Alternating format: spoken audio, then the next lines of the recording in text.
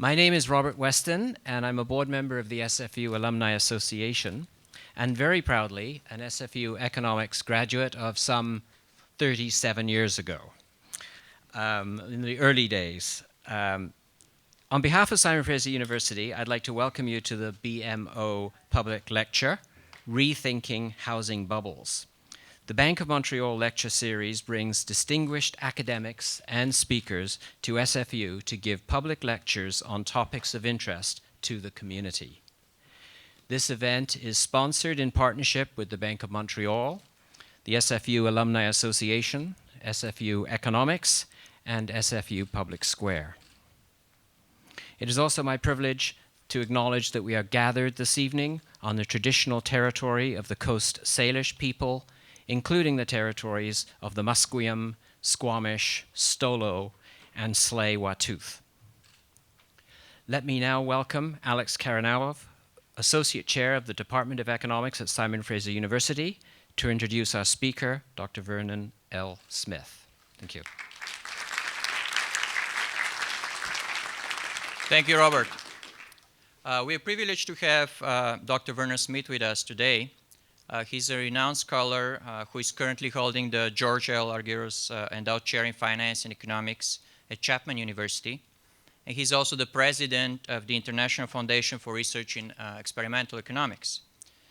Dr. Smith has authored and co-authored over 290 articles or books on capital theory, finance, natural resource economics, experimental economics, obviously, and housing, origins of economic instability.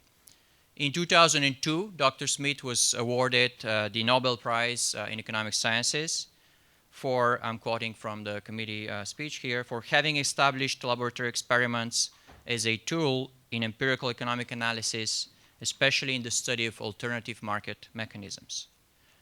Please join me in welcoming Dr. Smith to the stage.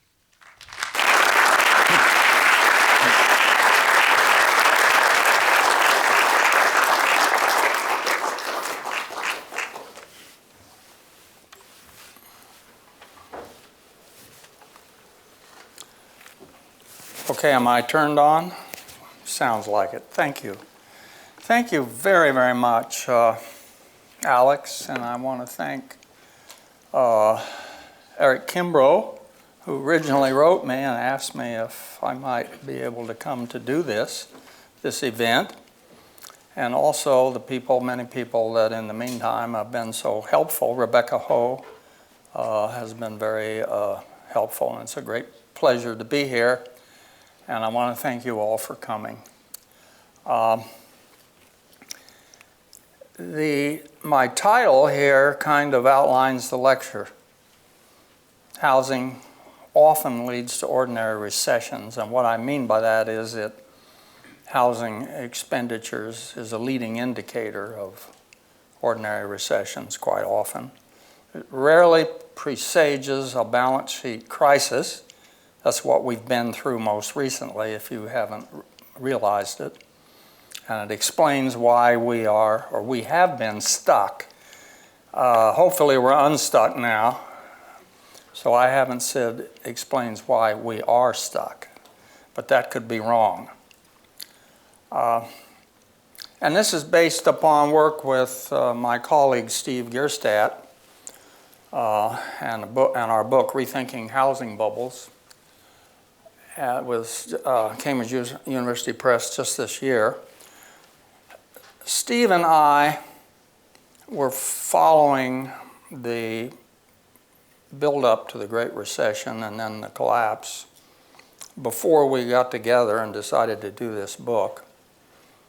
And my memory stamp on this is December 2007. It's before Steve and I had started to work, but I had an article in the Wall Street Journal that I sent them under the title, "We have met the enemy, and he is us." Now, I don't know whether any of you had any experience writing for media publications, but you don't get to write your title. you can submit an article under your title, but the title is an editorial board decision and kind of at the last minute before they go to press, where they look at all the titles. And so they changed the title to the Clinton housing bubble. So anyway, later the American Enterprise Institute wanted to reprint the article, and I said, sure, that's okay. Would you use my original title? They said, yeah. So it was, they published it under the original title.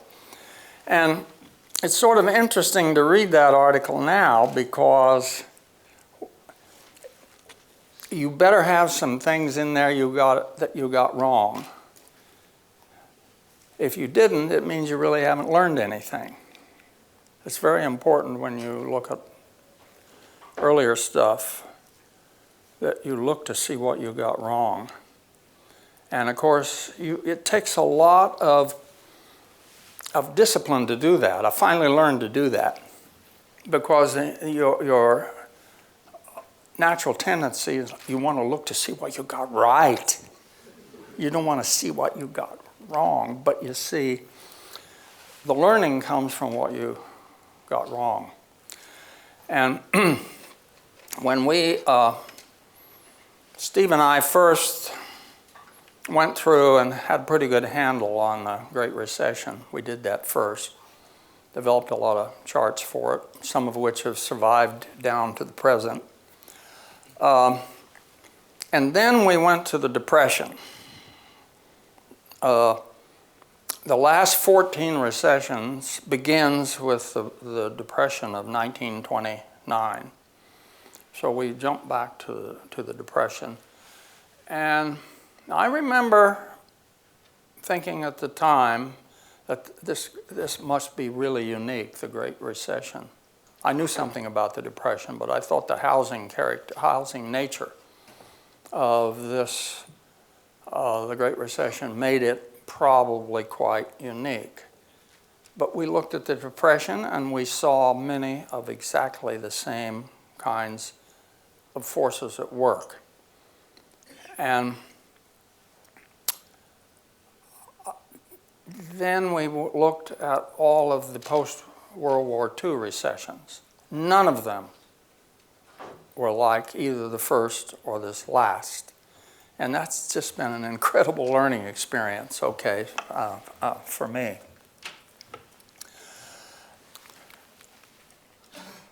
All right, I want to begin not on the three main themes that are the title of the talk, but I want to back up and talk a little about experiments, because Steve Gierstad and I are both experimentalists. And I think now markets, as a result of the Great Recession and a lot of the ways in which we see markets as having gone wrong, markets have gotten a black eye. But it's very important that you understand that there's two distinct kinds of markets. And we've studied them in the lab. We know a lot about what their properties are in the lab, and those same properties, as far as we're able to tell, carry over into the field. And I like to talk about it as the good and the sometimes ugly. Now, the kind of markets that behave themselves, both in the lab and the field, are for non-durable consumer goods and services. That's by far the largest component in private product. If you take gross domestic product and subtract government's expenditures, call that private product, 75% of it is like hamburgers, haircuts, the seat you rent on an airplane trip, or the hotel room that you rent and overnight. Those are all perishables, okay? And that's most of our economic life. Whatever trouble and instability we have in the world comes from the other 25%, okay? And that's primarily housing and mortgage markets. Now, the thing about non-durable consumer goods and service is if you think about it, you always know in advance whether you're a buyer or a seller. You don't go to the hamburger market to sell one. I used to because I fried hamburgers, but I don't do that anymore. And you're a buyer, okay? And similarly, when you go to get a haircut, you're a buyer. Other people are sellers. And it's delivered on demand, okay, and it's over. And you don't buy them for resale. It's final, okay? Those markets are extremely stable in the economy, and they're very stable in the lab. We discovered that. I discovered it. I had trouble at first convincing anyone else. Back in the late 50s and 60s, I was doing supply and demand experiments that had exactly these features. Buyers already knew they were buyers before they went to market, and sellers knew they were sellers, okay? And and I was surprised, really surprised, shocked how quickly those markets converged. I mean, the subjects were naive. These people didn't know any economics yet. I did it in the first day of class before they had read anything and before they could be contaminated by any of the literature in economics or anything in the textbook. Okay, and these people, they discovered they would converge to the equilibrium. That was very hard to believe in the late 1950s and early 1960s. Very hard to get anyone to believe that, because it was widely believed among economists that supply and demand equilibria were kind of an abstract ideal that wouldn't be approximated in the real world, except maybe under conditions like where everyone knew the supply and demand. Well, nobody in this market that I ran knew the supply and demand. It was distributed among them. Each person had a little piece of it, but didn't have a knowledge of the whole. And yet, they would quickly discover that equilibrium. I originally thought there was something wrong with the experiments. And when I came time to publish the paper, I had a lot of trouble convincing anyone else. So in other words, notice here that my beliefs were wrong. And the experiments changed what I believed. And in those days, people said it wasn't economics because experiments wasn't part of economics. So it wasn't all that easy, you see, to convince others. But you see the incredible learning that I went through and that eventually became something that was established. So that was in late 50s, early 60s, and we were doing these, we continued to do those kinds of experiments clear up into the 80s and 90s. After the mid-80s, and we had been for many years doing laboratory experiments that were computer-based, meaning that the human subjects interfaced and interacted through terminals in a network. We started that at the University of Arizona in 1976. And what we discovered when we became computerized was that we could handle enormous message spaces. It just really opened up. These hand-run experiments, we hadn't realized that, and it gradually dawned on us as you did experiments that these possibilities had greatly expanded. And so by the 80s and 90s, we're doing complex electric power experiments in the laboratory, and then moved those, and those were very successful exercises that moved into the field and became part of the basis for electric power trading in New Zealand and Australia. Then in the 80s, early 80s, we started to do asset market experiments, okay?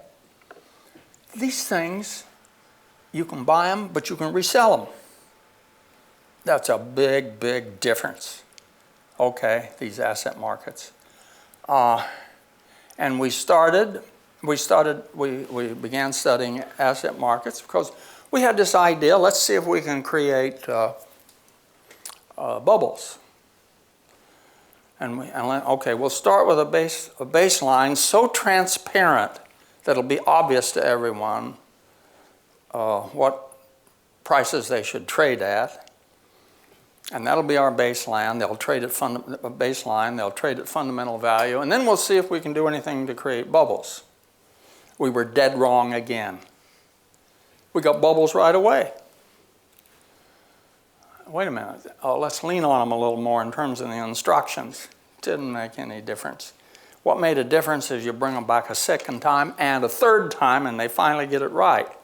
You can't do that in the housing market, okay? You can't rerun 1997 to 2006.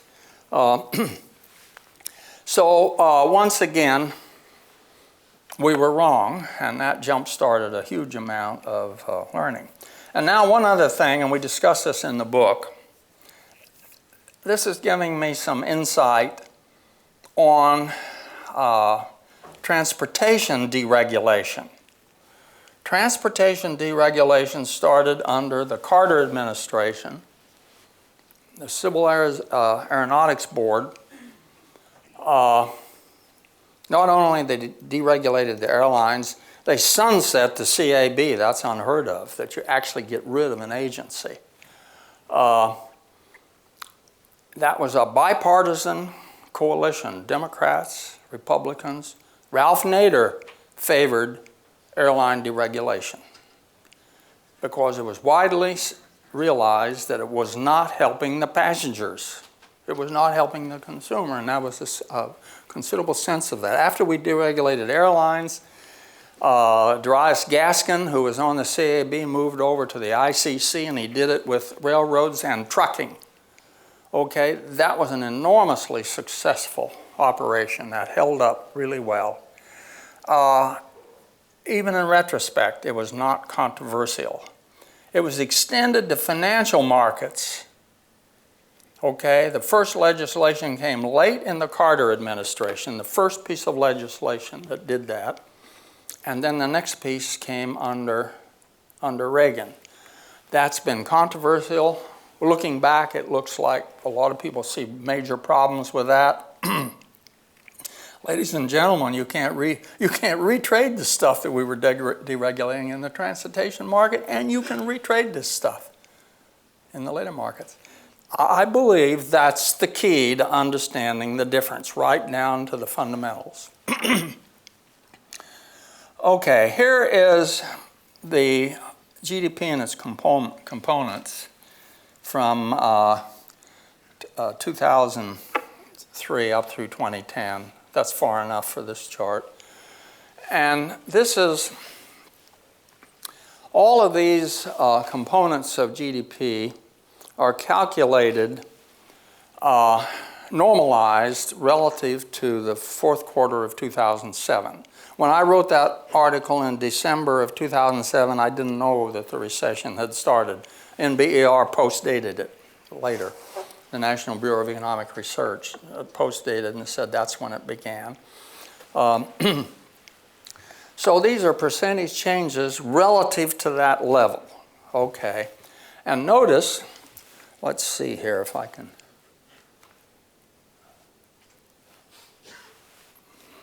Well, anyway,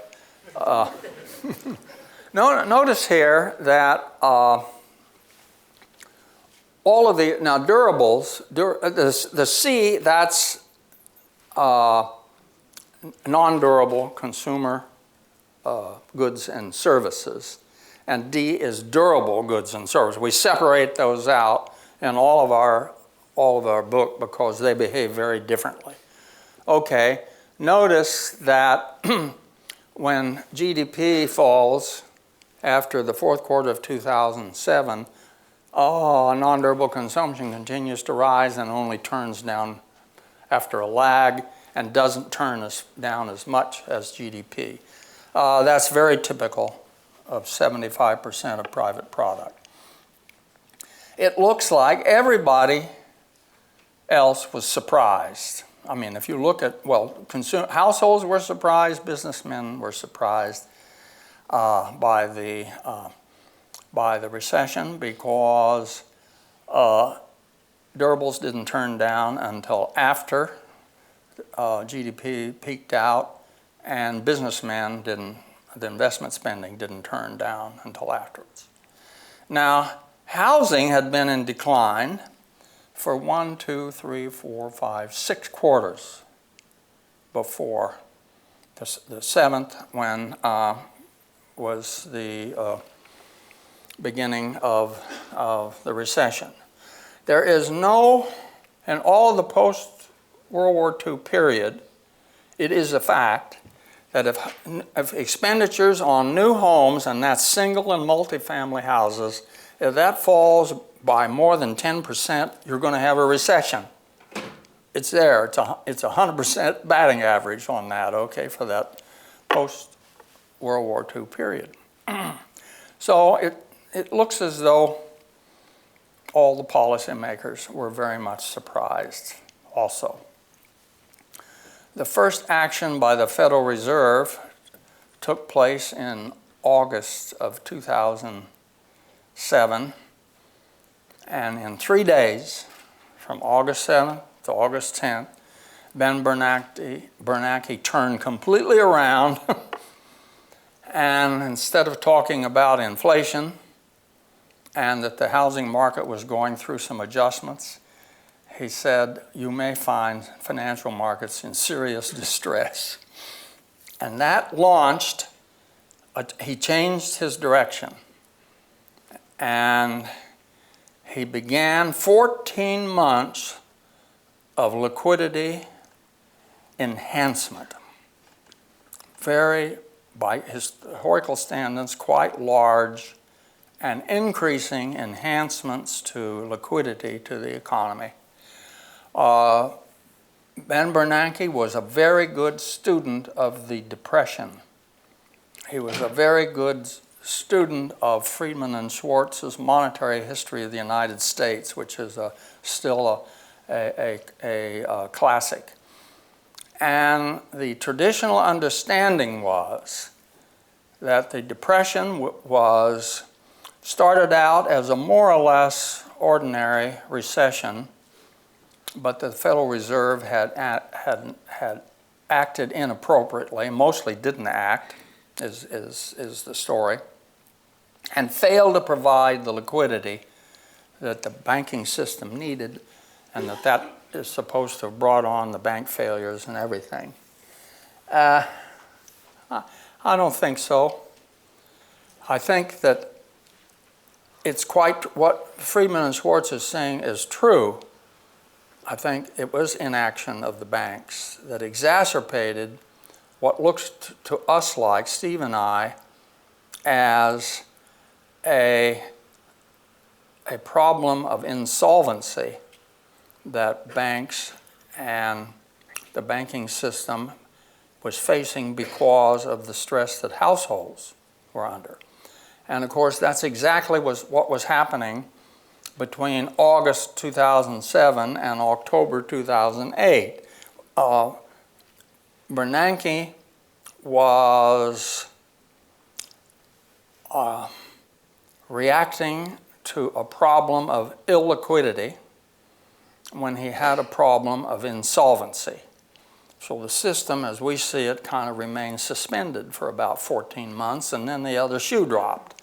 And you had a massive intervention, which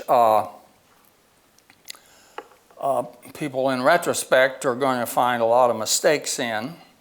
The biggest mistake was too big to fail, but if you look at what people thought and believed at the time, it was very hard for them to make go in other directions.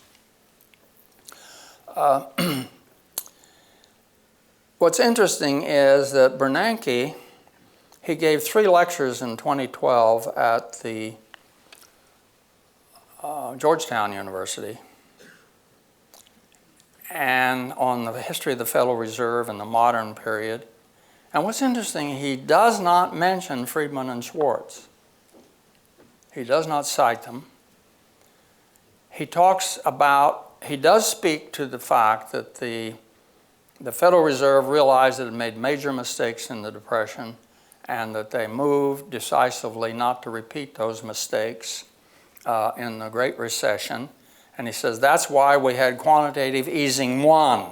What is quantitative easing 1? It's the second point there, not the first. That's when quantitative easing is thought to have started. So it's really quite interesting that we see that as a test of the Friedman-Schwartz hypothesis, that if liquidity had been adequate in the 1930s, why there had been no Great Depression. We're not so sure. Okay, we're still finding, I think there are a lot of questions here that we don't have answers to. I'm giving you just what we see and what our hypotheses are. All right. Okay, let me now get into the my main propositions. The first is that the Great Recession and Depression, I want you to look at them as household bank balance sheet recession crises.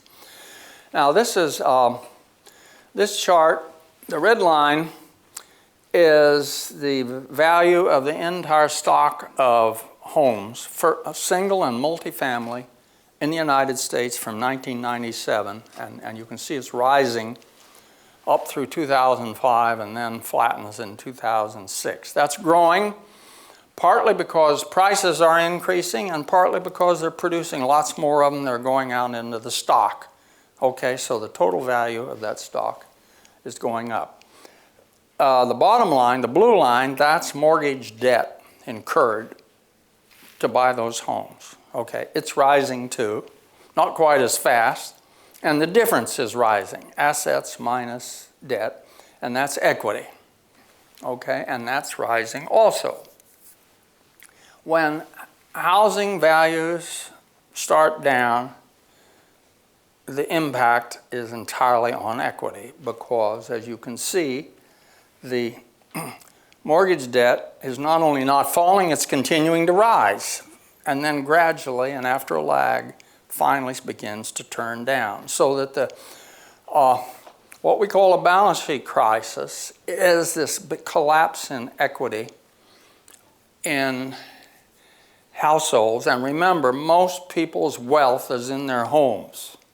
That's it. If you've got any accumulation of wealth and you're the average or just the median household, that's your wealth. And so if that equity is falling, your entire wealth is falling. And households are in trouble because of that, and their banks are in trouble because they're holding the mortgages, okay? So it's a very simple transfer mechanism. Notice here that in 1997, total equity in all homes about $6 trillion. Notice in 2011, it's less than 6 trillion. It's more like 5.5 trillion. So over that whole period, we actually had a decline in the equity value of the stock of homes by about $500 billion. That's why we're stuck. That's why it's so painful. Okay? That's it. And now that's in the aggregate. There's a kind of a simple way to look at it in some detail. And let's not look at income. Everybody talks about how income distribution is not what they'd like to see, but is far worse than net wealth, much worse. This is the Federal Reserve Survey of Consumer Finances. It comes out every 3 years. So here's the percent change 2004 to 2007.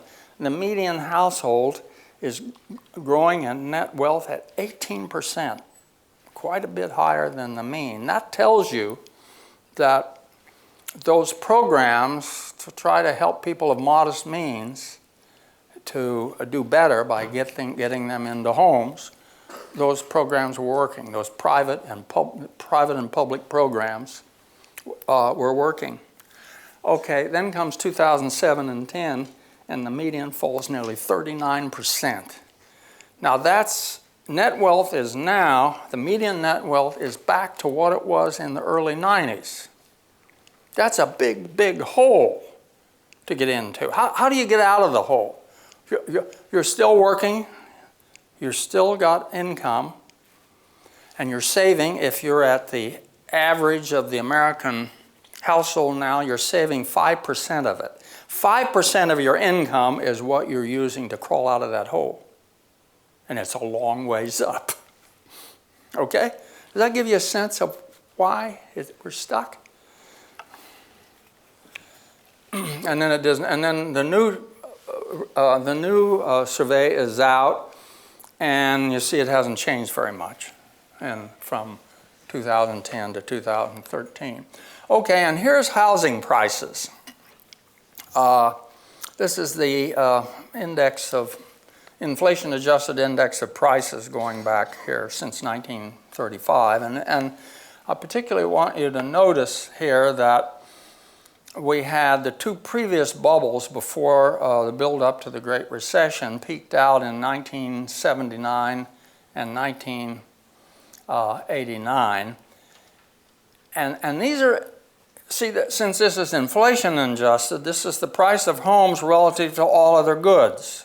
So if that's going up, then homes are growing relative to the price of all other goods.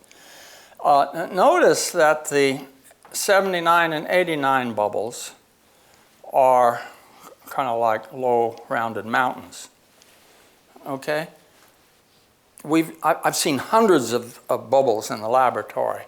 That's what they look like. They tend to be convex, meaning the price path is going up at a decreasing rate.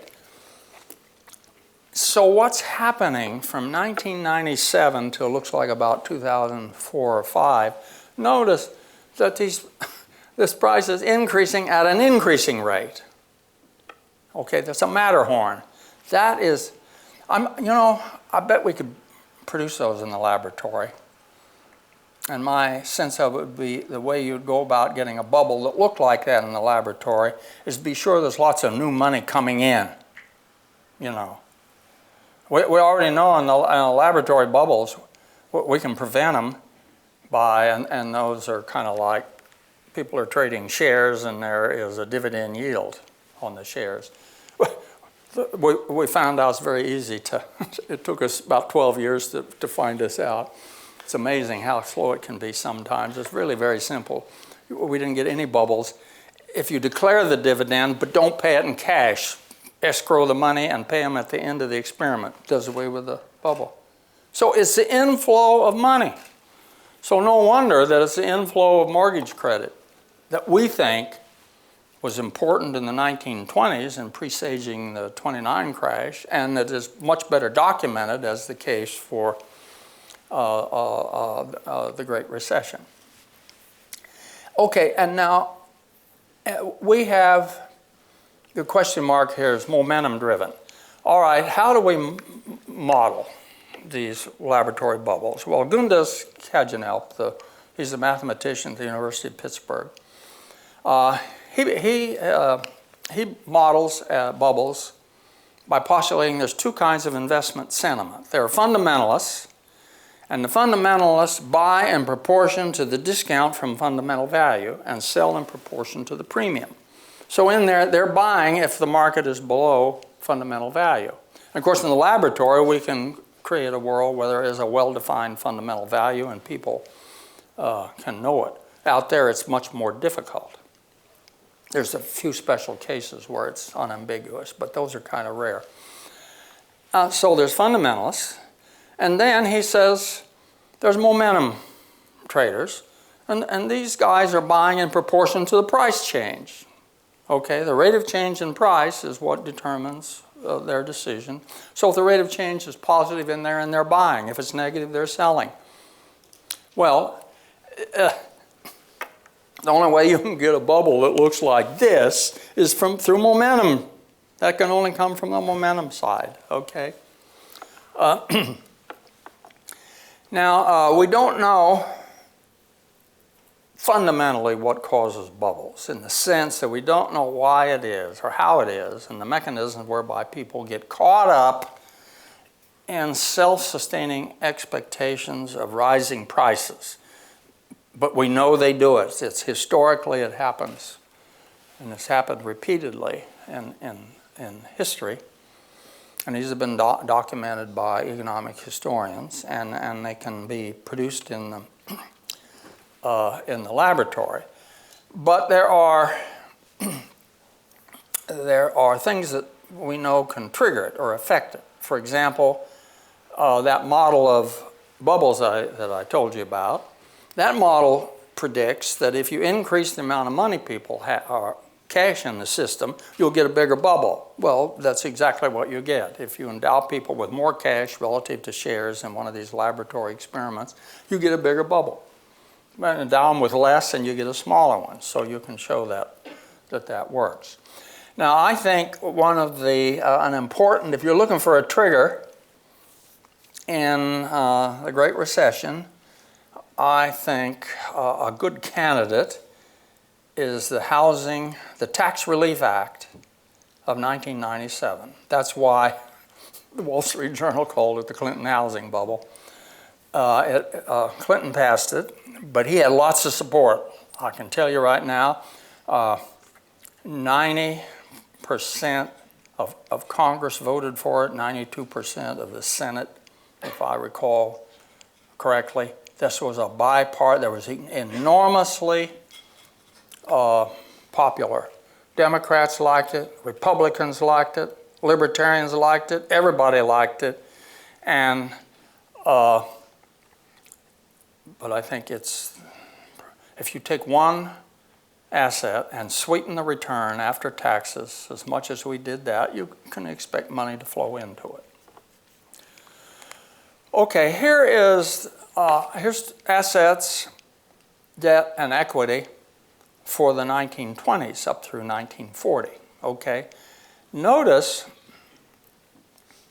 that although as the top line assets are growing, debt is moving up more nearly in step, so that equity is relatively flat, at least from 1923 through 1929. It doesn't grow that much.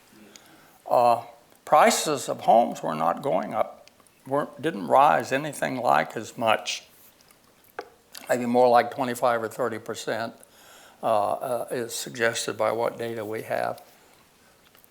But nevertheless, when the values turned around, it was falling against fixed debt, and you had an enormous impact on equity.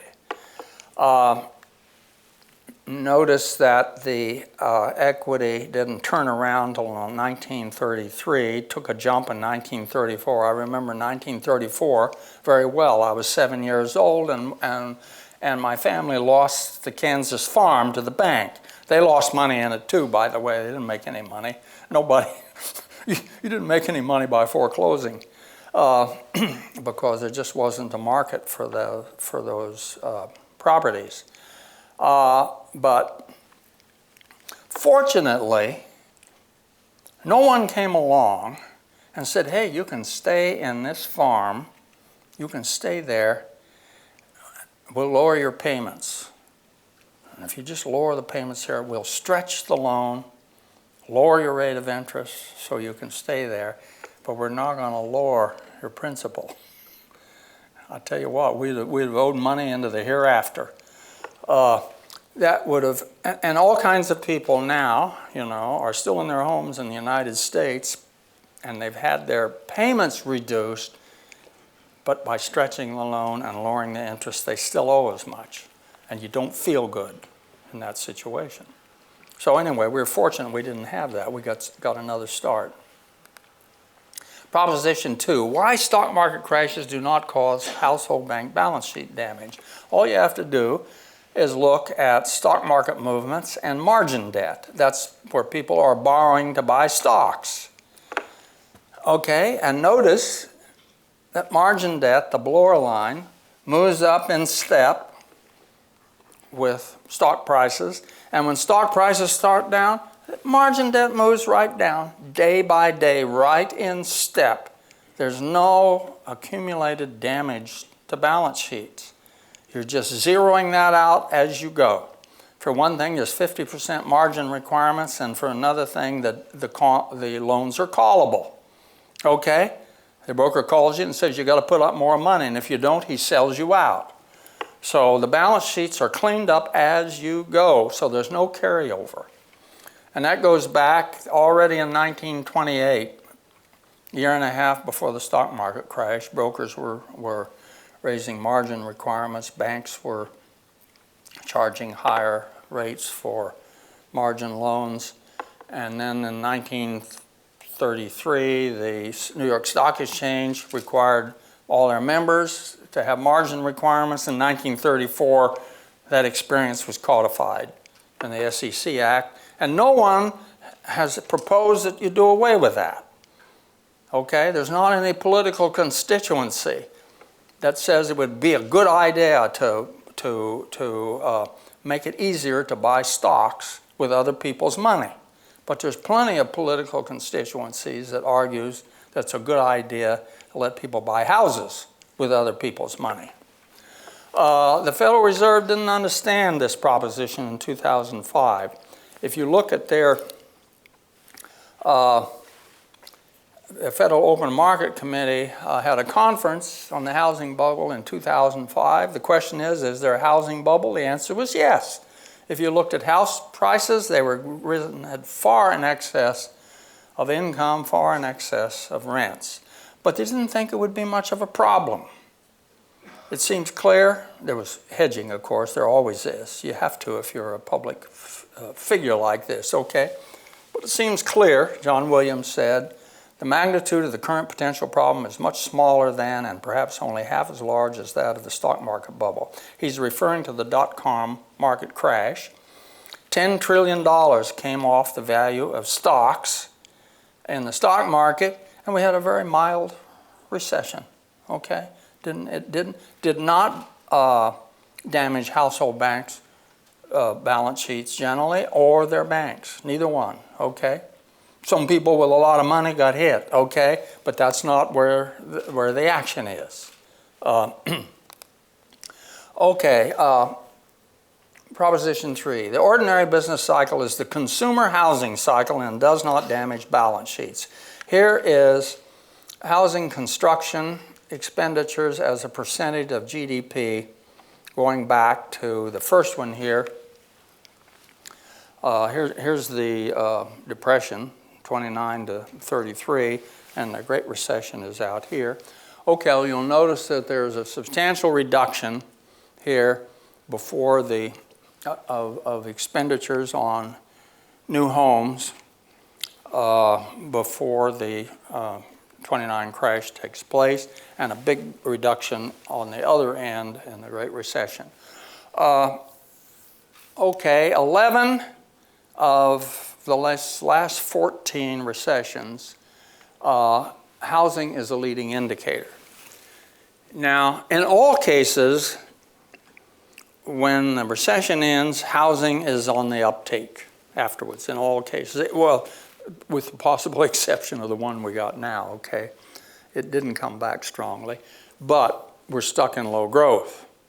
And it's not clear that we just didn't trade off a worse decline for being stuck in low growth for a longer period. We're yet to see. Now,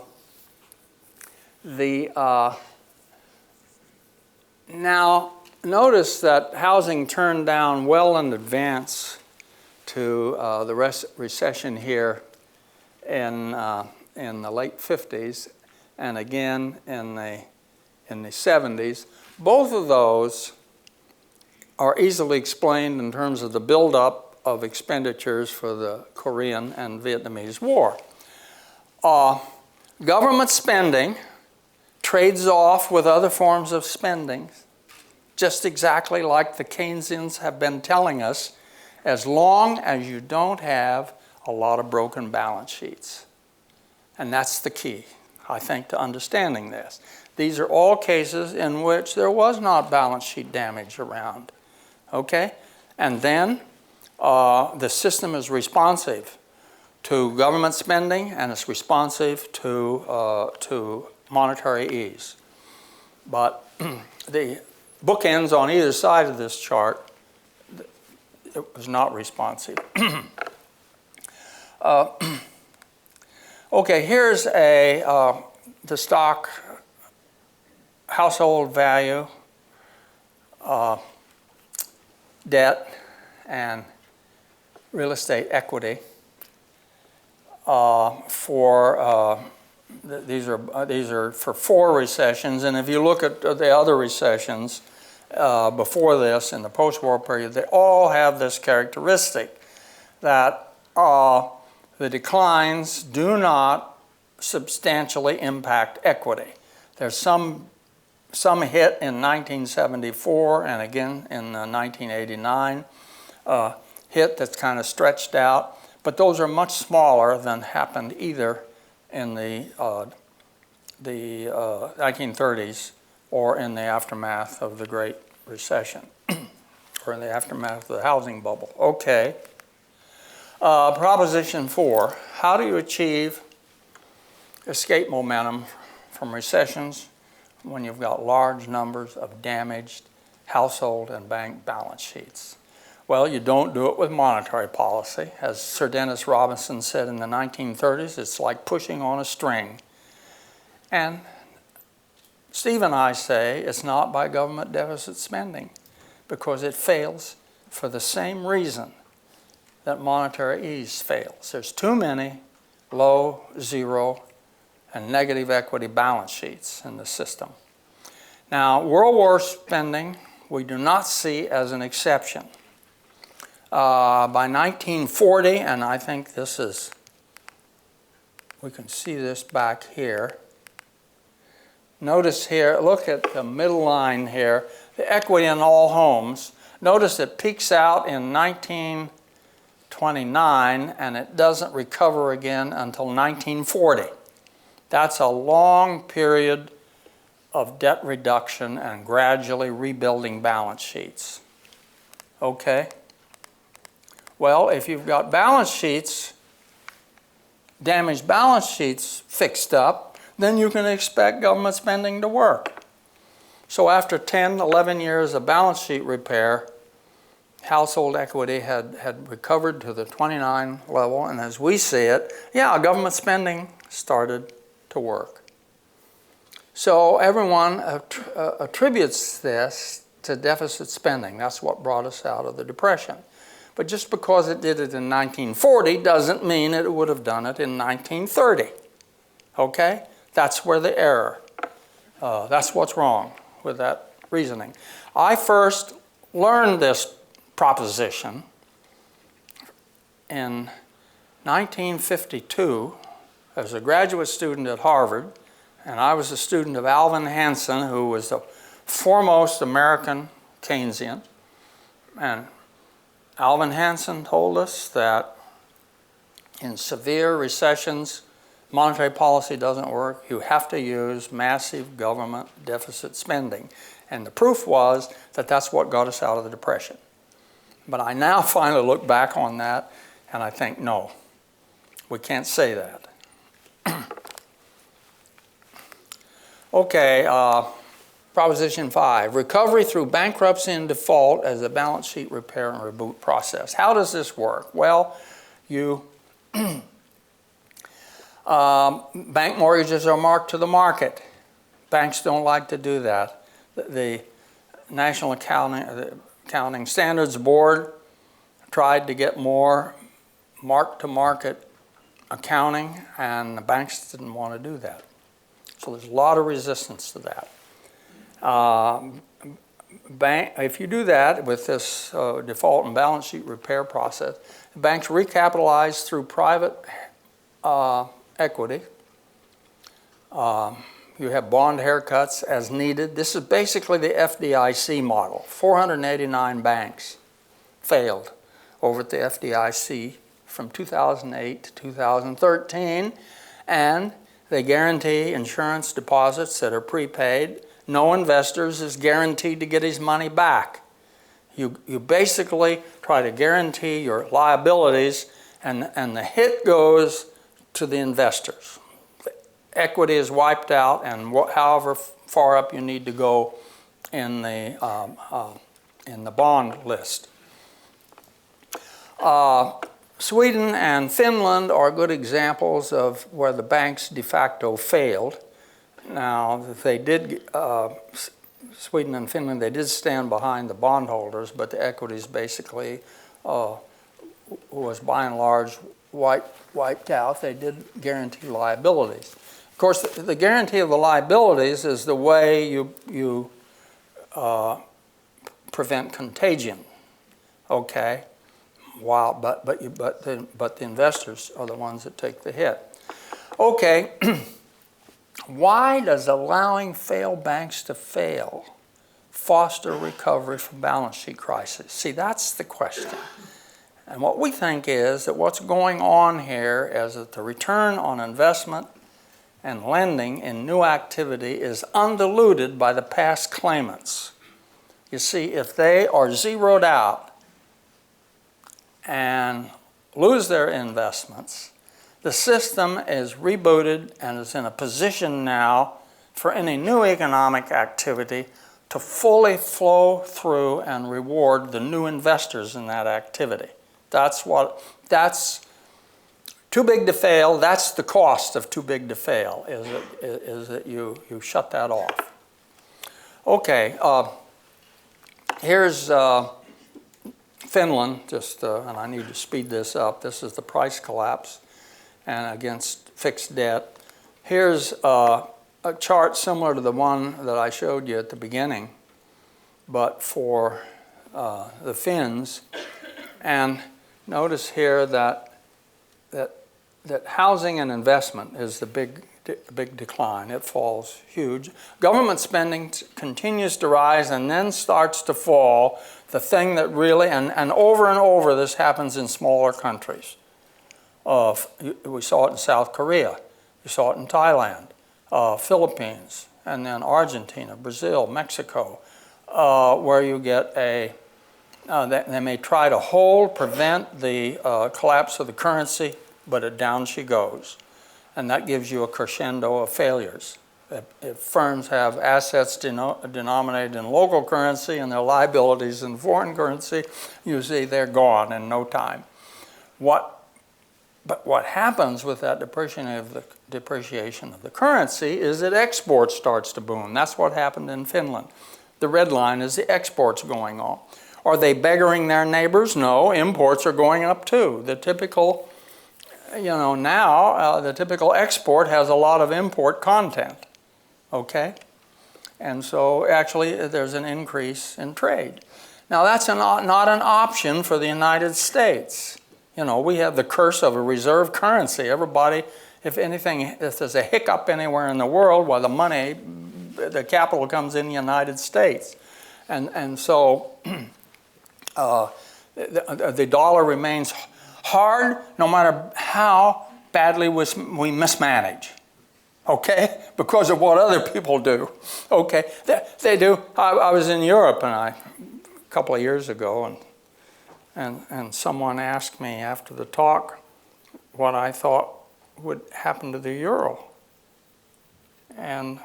Well, he asked, let me see, I think it was phrased, how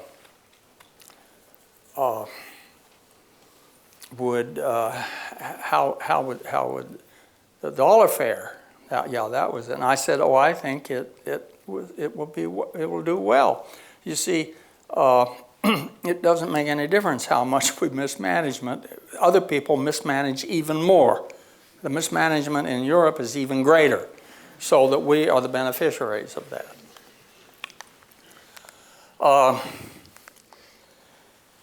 Okay, the political process protects incumbent investors from bankruptcy and default. And you see that in the United States, and you see it in Japan, even though the processes are different. You know, the process is going to protect incumbent investors because they're very visible. They make contributions to political parties. You see who they are. The investors that are going to come in and be part of the recovery are invisible. You don't know who they are, and they have no voice. Okay, so it's pretty simple why it is that this process works this way. And this is a world where you carry bank mortgages at book value if at all possible. Otherwise, if you have to adjust payments down to keep people in their homes, and that's always a good idea because you take about a 40% hit on a mortgage if you have to go through all of that foreclosure process.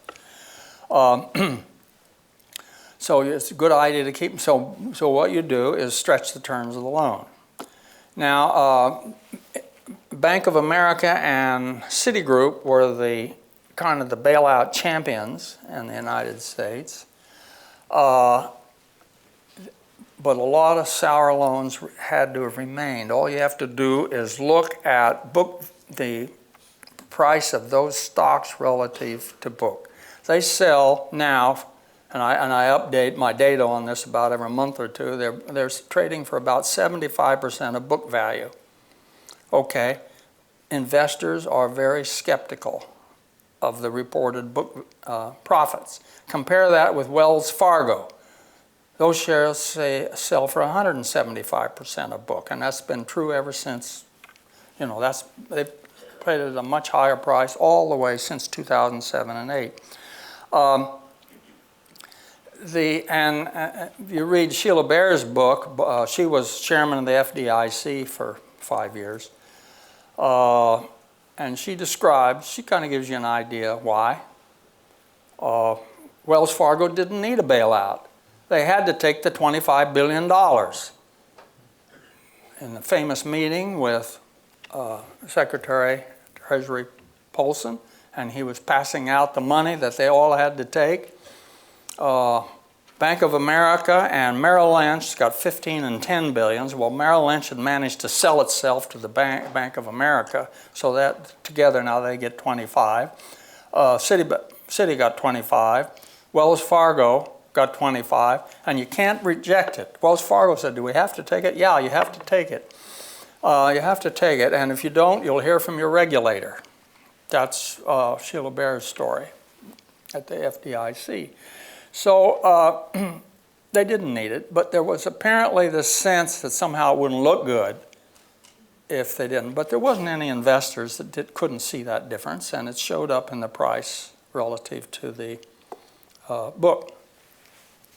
Okay, this is a world where it's very hard to predict in because we had no previous experience with a massive downturn, bailout cures, and continued balance sheet damage. Just never happened, at least in this period that we're looking at. I'll speed up here because I want to get to some questions. The Japanese form of too big to fail was basically, you know, the real estate crash came in 1990. Prices fell clear up in 2004, had fallen by 65%. The banks were allowed to carry mortgages at book value, and they even made support loans to distressed borrowers so that they could meet their payments. See, this is the ultimate of kicking the can down the road. And what's the thinking here? Why do people do that? Well, think of Japan had a huge rate of growth up through 1990. It was a miracle country. And so you're thinking, well, we don't have to let shareholders take this hit. We're growing, we'll grow out of it, okay? And as we grow, we'll be able to meet those obligations. We just carry them on the books, you see. Well, the growth didn't come, and ladies and gentlemen, that's why. Okay? That's a simple explanation. And here's the tremendous growth rate GDP, you can see how rapidly it's moving up till 1990, and then it flattens it off. And of course, government spending continued to rise, and tax collections fell. So there was a massive deficit spending by Japan, but that didn't that didn't get them unstuck. Okay, I'm going to, there's a summary here. Let's quickly go through the first page, and then I'll leave the second for you to read, and we'll have some questions. So keep in mind these two kinds of markets, the good and the sometimes ugly. Only depression and Great Recessions were balance sheet crises. In the Great Recession, consumers, businesses, economists, policy experts, all of us were blindsided. Equity in all homes fell by $500 billion, 97 to 2011. A dismal performance for an entire industry. Household median net worth fell 39%, 2007 to 9, and getting out of that has got to be slow at a 5% savings rate. The Fed responded to an insolvency crisis in 2000 with 14 months of liquidity enhancement. Didn't work because it wasn't the problem. I'm not saying it should have been obvious to anyone at the time, but I think that's the thing that's coming out of this. And stock market crises, unlike housing crises, do not cause recessions. And the Fed didn't understand this in 2005. Okay, I suggest that we have our questions. I'll leave this up. Thank you.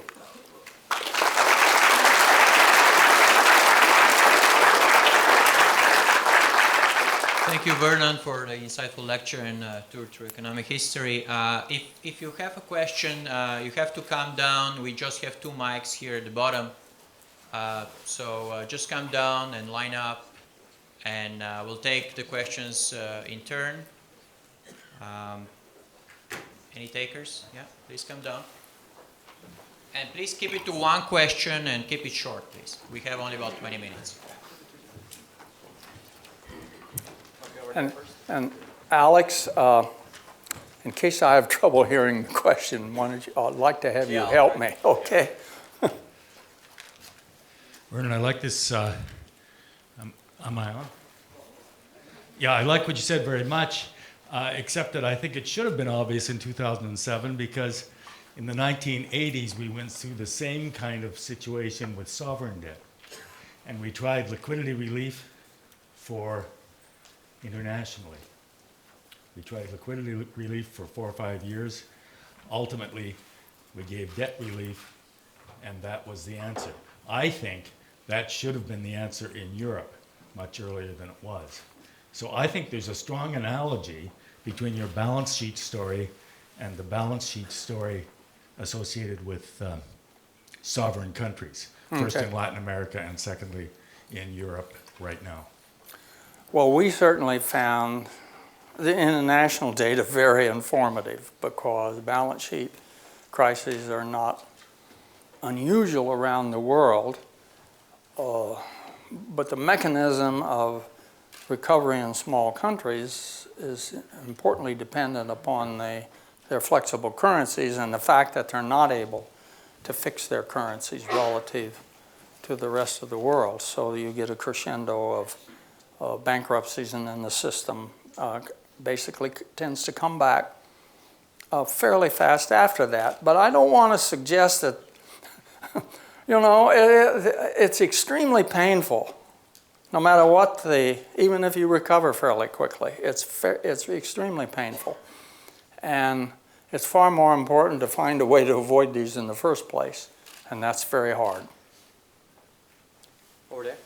What will the effect of cheap oil or energy prices have on housing and the economy? The effect of cheap oil or energy prices on the economy? The effect of cheap oil and energy prices on the economy. Oh, cheap oil. Well, I don't think it's, we're getting what you expect from when a commodity is of high prices. You're getting a lot of innovation. And,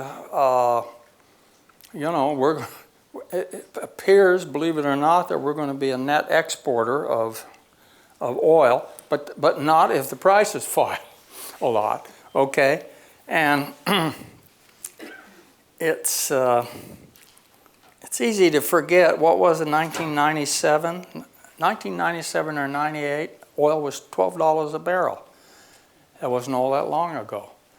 Oil prices are very, very volatile, and they can move down just as easily as they move up. And I think that we're very likely to see that. People have been emphasizing, well, the demand is falling off because Europe is slowing down and all of that. Well, but look at what's happened to supply. Good evening. In Vancouver today, for $10,000, you can buy a $500,000 condominium in a building where excavation has not even begun. And that is all guaranteed by the federal government. Would you like to compare that to Fannie Mae, Freddie Mac, and Lehman Brothers? Yes, that's why I say there's more than enough blame to go around.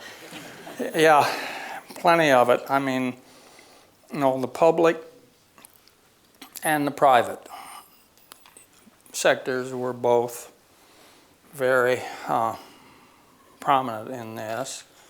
And in about the last year, in the housing bubble, you had a year or 2 years, you had the invention of the negative equity loan. You actually, you can take money out at the time you buy the house, and your interest payments don't do anything but and your principal goes up. And so this was kind of the last stages, where at the final point where it was becoming harder and harder to get people to buy homes. And remember, when you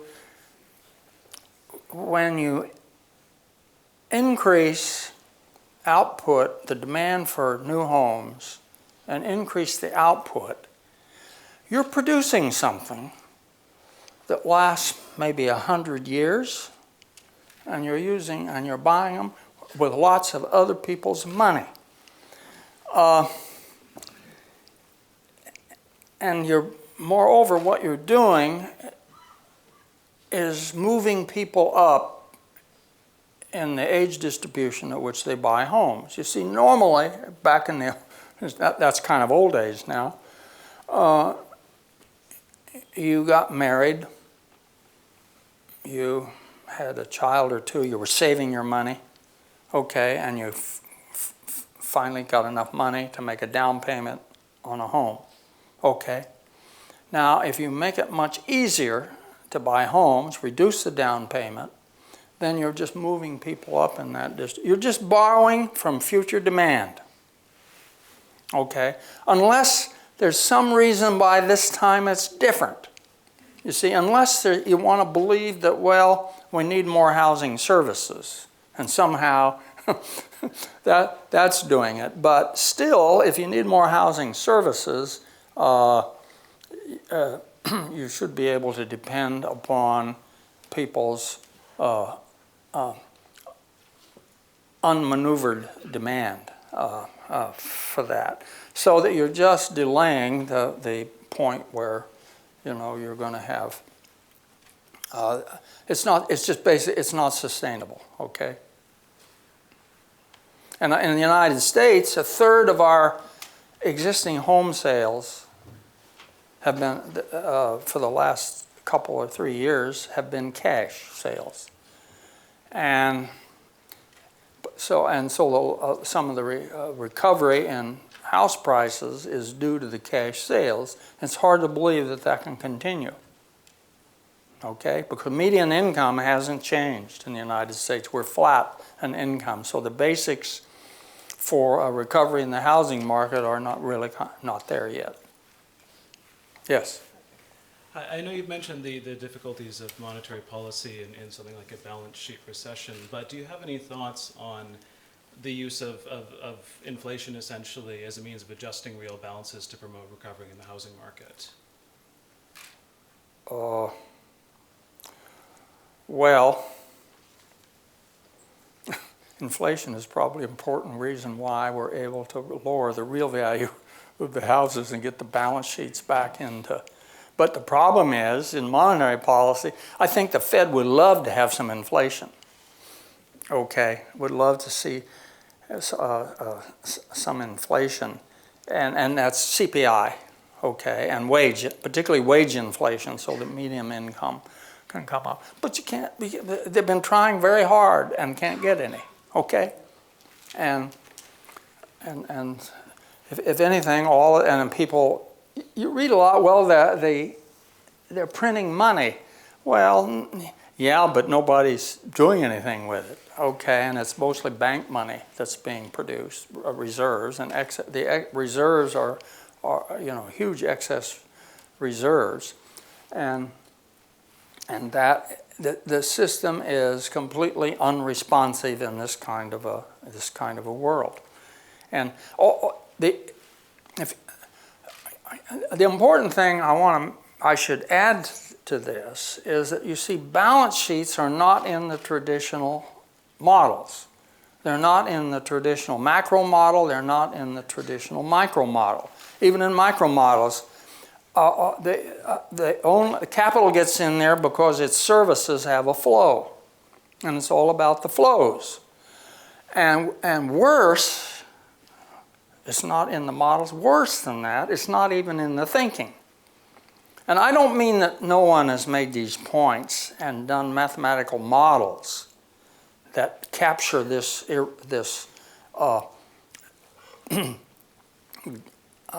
value and debt going up in step for the rise, and then it being stuck on the reverse. People have modeled that, but it's not part of the thinking, okay, anywhere.